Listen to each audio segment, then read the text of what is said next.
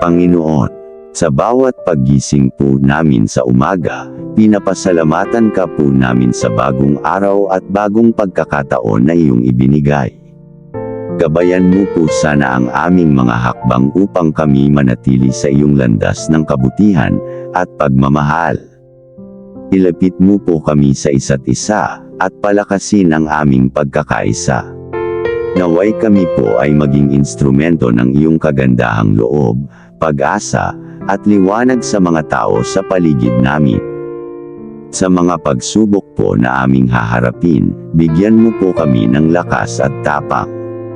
Turuan mo po kaming magtiwala sa iyong plano at maging handa sa anumang hamon. Hiling po namin na palaging maging gabay ka, hindi lamang po para sa aming sarili, kundi para sa mas malawak na komunidad. Sa pangalan ni Jesus. Amen.